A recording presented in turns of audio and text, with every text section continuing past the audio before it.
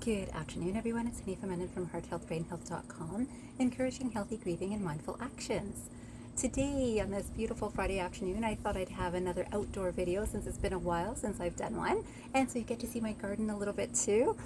And today, I'd really like to talk about something that all of us experience, but not as many people maybe take a little bit of extra self-reflective time about it. And today, I'd like to encourage this.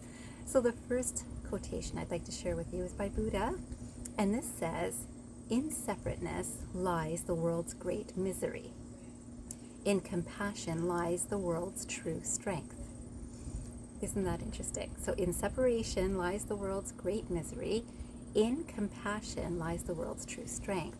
This is so interesting, right? So when we think about in separation, if I separate myself from you, I am looking at what's different between you and me. And I could say that you're smarter, you're prettier, you're more handsome, you're more intelligent, you're richer, you're wiser, you're easier. Anything. I can look for some difference between yourself and myself. And of course, I could turn that all around and say, I'm all of those things and you're not. So anything that separates us creates some misery, right? Now it creates either misery for me because I think I wish I could be like that, or I wish they could be like me, right? So either of those thought processes creates a bit of misery. In terms of compassion, when I think, wow, that's so wonderful that you do this, or you are this, or you can do this, or I can do this. And in compassion, I can see what things are great about you and what things are great about me. In compassion, I can also see what hurts you and what hurts me. So that sort of idea. And no one's hurt is bigger than another person's hurt until we bring ego into it, right? And no one's pain is bigger than another person's pain. No one's gain is bigger than another person's gain. Any of those things where we're doing comparison involves ego.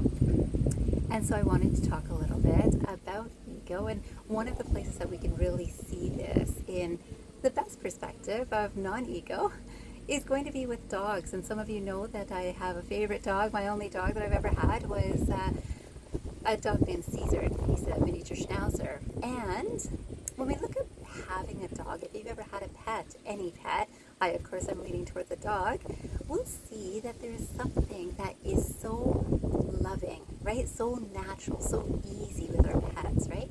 So what's the difference? Like, there is such an easy flow of love and compassion between humans and their pets, right? So why is that? And I think a lot of people know this already, that there's such an unconditional love in that process. So this is my next quotation that I wanted to share with you, which is by Peter Shepard. And it says, "Love is unconditional acceptance. That quality is also our essential nature, who we really are."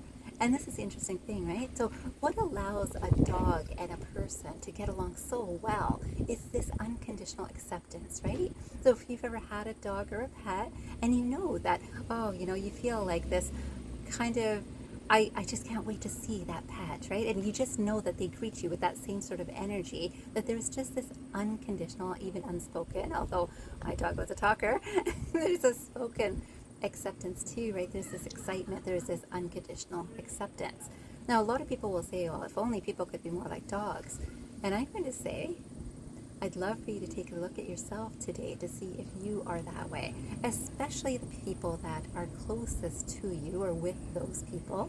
Are you in that unconditional acceptance way? Now, a lot of people say that if I accept this person's behavior, then I'm saying that that behavior is okay and that behavior is not okay. Unconditional acceptance does not mean that the behavior is perfect, but that you accept the person as they are. Maybe you'll help them change the behavior if they're ready for it, but there is an acceptance that the love doesn't change regardless of how the behavior is.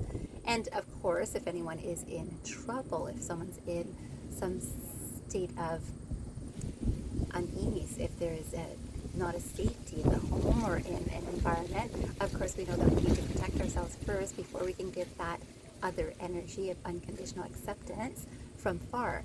But from close, majority of people are not in that situation. So we can actually think, what do we get upset about with relationships? It's like they didn't close the door, they didn't bring home this, they didn't tell that person that, they didn't say this at the right time, they didn't tell me this, they didn't tell that person that, they're not speaking well with this person who's important to me.